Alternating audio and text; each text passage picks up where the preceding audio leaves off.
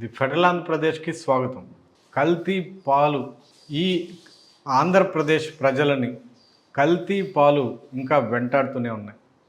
పాలల్లో కల్తీ చేసి విషాన్ని నింపి ప్రజలకి పోస్తూ డబ్బులు భారీ ఎత్తున వాళ్ళ దగ్గర నుంచి గుంజుతూ వాళ్ళని వాళ్ళ ప్రాణాలకి ముప్పు తలపెడుతూ అన్యాయంగా పొట్టన పెట్టుకుంటున్నటువంటి కల్తీ పాల మాఫియా ముఠాని ఆంధ్రప్రదేశ్ ప్రభుత్వం కూకటి వేళ్లతో పెకిలించి వేయడానికి ఎందుకు నడుం బిగించడం లేదు, ఎందుకు అలాంటి కఠినమైనటువంటి చర్యలు తీసుకోవడం లేదు అన్న విమర్శలు పెద్ద ఎత్తున వినిపిస్తున్నాయి. ఫిబ్రవరి మాసంలో ఆంధ్రప్రదేశ్లోని రాజమండ్రి కేంద్రంగా రాజమండ్రి చుట్టుపక్కల ప్రాంతాల్లో ఈ కల్తీ పాల ఘటన పెద్ద ఎత్తున సంచలనం సృష్టించింది. ఈ ఘటనలో దాదాపు 16 మంది అమాయకులు, సామాన్య మధ్యతరగతి ప్రజలు అన్యాయంగా వాళ్ళ ప్రాణాలను తీశాయి. కల్తీ పాలు స్వచ్ఛమైన పాలు అన్న ఉద్దేశంతో పాలు కొనుగోలు చేసి వాటిని తాగి అన్యాయంగా వాళ్ళ ప్రాణాలను పోగొట్టుకున్నారు. దాదాపు 20 మంది తీవ్రమైనటువంటి అనారోగ్యం పాలయ్యారు. దాదాపు ఇప్పటికీ చాలామంది ఆ ఘటన నుంచి తేరుకోలేదు. ఇంకా చాలామంది చికిత్సలు పొందుతూనే ఉన్నారు. చనిపోయిన కుటుంబాల్లో అన్యాయంగా ప్రాణాలు పోగొట్టుకుని మరణాలు సంభవించినటువంటి కుటుంబాలు చాలా వరకు రోడ్డును పడ్డాయి. దిక్కులేని వాళ్ళుగా మిగిలిపోయారు. అయినా ఈ మాఫియాని, కల్తీ మాఫియాని తుదముట్టించడంలో కూటమి ప్రభుత్వం ఎందుకు కఠినమైన చర్యలు తీసుకోవడం లేదు? ఇప్పటికీ ఆ మాఫియా ఇంకా జూలు విదులుస్తూనే ఉంది, ఇంకా పెట్టరేగిపోతూనే ఉంది. సామాన్య మధ్యతరగతి ప్రజలకు స్వచ్ఛమైన పాల పేరుతో కల్తీ పాలు పోస్తూ వాళ్ళ ప్రాణాలు హరించే ప్రయత్నాలు చేస్తూనే ఉంది.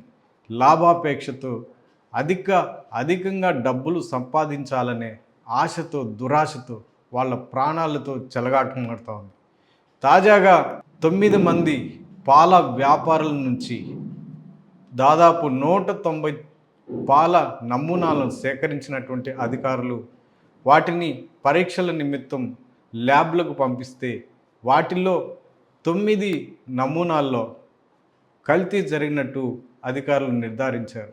పలు రకాలైనటువంటి రసాయనాలు కలిపి వాటిని ప్రజలకు పోస్తూ స్వచ్ఛమైన పాలు అని చెప్తూ వాళ్ళని నమ్మించే ప్రయత్నం చేస్తూ వాళ్ళ ప్రాణాలతో చెలగాటమాడుతోంది. ఈ తాజా ఘటనతో గత మాసంలో జరిగినటువంటి ఈ కల్తీ పాల ఘటన మరోసారి రాజమండ్రి ప్రజల్లో ఆందోళన తీవ్రస్థాయికి గురి చేస్తూ ఉంది. ఈ తాజా ఘటనతో మరోసారి రాజమండ్రి ప్రాంతం, చుట్టుపక్కల ప్రాంతాలు ప్రజలు తీవ్రమైనటువంటి భయాందోళనకు గురవుతున్నారు. అయితే దీని మీద స్పందించినటువంటి జిల్లా కలెక్టర్ ఎవరైనా పాల వ్యాపారం చేయాలనుకుంటే లైసెన్స్ తీసుకోవాలి, కల్తీ పాలు అమ్మిన నేపథ్యంలో కల్తీ పాలకి పాల్పడితే వాళ్ళ మీద కఠిన చర్యలు తీసుకుంటాము, 5 లక్షల జరిమానా వేస్తాము అని కఠినమైన ఆదేశాలు జారీ చేసింది. అయితే కల్తీ పాల మాఫియాని ఇవి ఏమాత్రము నిలుదల చేస్తాయి, ఈ నిబంధనలు వాళ్ళకి ఒక లెక్క అని అన్నట్లుగా సామాన్య మధ్యతరగతి ప్రజల్లో పెద్ద ఎత్తున చర్చ జరుగుతుంది. మరోవైపు రాష్ట్ర వ్యాప్తంగా రాజమండ్రి సంఘటన జరిగిన తర్వాత తూతు మంత్రంగా తనిఖీలు చేపట్టినటువంటి ప్రభుత్వం వాటిని కఠినంగా వ్యవహరించడంలో ముందడుగు వేయలేదు. కల్తీ పాలని ఎట్టి పరిస్థితుల్లో సామాన్య ప్రజలకు అందకుండా చేయడానికి వాళ్ళు ఏమాత్రం చిత్తశుద్ధి చూపించలేదు అన్న విమర్శలు కూడా పెద్ద ఎత్తున వినిపిస్తుంది. దాదాపు 16 మందిని పొట్టన పెట్టుకున్న నేపథ్యంలో ఇది సామాన్య విషయంగా భావించకుండా దీని మీద పాలు ఎవరైతే విక్రయిస్తున్నారో, ఎక్కడెక్కడ ఏ ప్రాంతాల్లో అయితే పాల వ్యాపారులు ఉంటున్నారో వాళ్ళ మీద నిఘా పెట్టడంలో కానీ, వాళ్ళు ఏ రకమైనటువంటి పాలు అమ్ముతున్నారు, ఏ రకమైనటువంటి కల్తీకి పాల్పడుతున్నారు, ఎవరు నికార్సైనటువంటి పాలు పోస్తున్నారు, ఎవరు కల్తీకి పాల్పడుతున్నారు అంటే ఇలాంటి పర్యవేక్షణ కానీ మానిటరీ కానీ దానికోసం ప్రత్యేకమైనటువంటి అధికారులతో కూడినటువంటి టీంలు ఏర్పాటు చేయడం కానీ ల్యాబులకు తరచుగా ఆ నమూనాలను సేకరించి టెస్టులు చేపట్టి ఎవరైతే పాలు తీసుకుంటున్నారో వాళ్ళకి ఒక భరోసా కల్పించడంలో కానీ ప్రభుత్వం ఏమాత్రం చిత్తశుద్ధి చూపించడం లేదా అన్న విమర్శలు అయితే పెద్ద ఎత్తున వినిపిస్తున్నాయి. మరోవైపు కూటమి ప్రభుత్వానికి ఆ పార్టీ పెద్దలకి రాజకీయ స్వలాభాల కోసమే వాళ్ళు ఇలాంటి విషయాలని పక్కన పెట్టి వాళ్ళు చూసి చూడనట్టుగా అంటి ముట్టనట్టుగా వ్యవహరిస్తున్నారన్న విమర్శలు కూడా పెద్ద ఎత్తున వినిపిస్తున్నాయి. మరోవైపు మద్యంలో కల్తీ జరిగిందని అంశాన్ని పెద్ద ఎత్తున భుజానికి ఎత్తుకొని రాష్ట్ర వ్యాప్తంగా ఒక పెద్ద చర్చనీయాంశంగా మార్చి దాని మీద పెద్దల హడావుడి చేసి నిందితులు ఎవరైతే ఆరోపణలు ఎదుర్కొంటున్నారో వాళ్ళని కఠినంగా వ్యవహరిస్తూ ఇలా చేసినటువంటి ప్రభుత్వం పాల విషయంలో అంత కఠినంగా అంత పెద్ద ఎత్తున ఎందుకు దృష్టి సారించడం లేదు అన్న విమర్శలు అయితే పెద్ద ఎత్తున వినిపిస్తున్నాయి.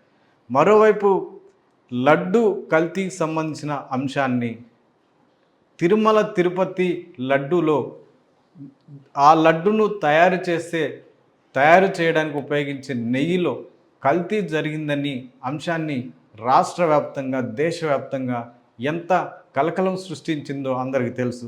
దీనిని స్వయంగా ముఖ్యమంత్రి, ఉప ముఖ్యమంత్రి, కూటమి ప్రభుత్వ నేతలు భుజాలకు ఎత్తుకుని ప్రజలకి, భక్తులకి వాళ్ళ మనోభావాలు దెబ్బతింటున్నాయని ప్రచారం చేసి పెద్ద ఎత్తున గందరగోళం సృష్టించినటువంటి ఈ ప్రభుత్వ పెద్దలు సామాన్య మధ్యతరగతి ప్రజల ఆరోగ్యాలతో చెలగాటమాడుతూ ప్రాణాలు తీస్తున్నటువంటి కల్తీ మాఫియా మీద ఎందుకు ఆ స్థాయిలో దృష్టి సారించడం లేదు అన్న విమర్శలు అయితే పెద్ద ఎత్తున వినిపిస్తున్నాయి. ఇకనైనా భవిష్యత్తులో ఎవరైతే కల్తీ పాలకి పాల్పడుతున్నారో, ఎవరైతే లాభాపేక్షతో దురాశతో ఈ కల్తీని పాలల్లో లేనిపోని విషాన్ని నింపి రసాయనాలతో కలిపి సామాన్య మధ్యతరగతి ప్రజలకి పోస్తూ వాళ్ళ ప్రాణాలతో చెలగాటమాడుతున్నారో, అన్యాయంగా వాళ్ళని పొట్టన పెట్టుకుంటున్నారో వాళ్ళ మీద ప్రత్యేక నిఘా ఉంచి ప్రత్యేక బృందాన్ని ఏర్పాటు చేసి తరచుగా పరీక్షలు చేపట్టి మానిటర్ చేస్తూ సామాన్య మధ్యతరగతి ప్రజలకు వాళ్ళ ఆరోగ్యాలకు ఒక భరోసా ఇవ్వాల్సిన అవసరం, బాధ్యత అయితే కూటమి ప్రభుత్వం పైన ఉంది. మరి ఆ మేరకు కూటమి ప్రభుత్వ పెద్దలు ఎలాంటి చర్యలు తీసుకుంటారు అన్నది వేచి చూద్దాం.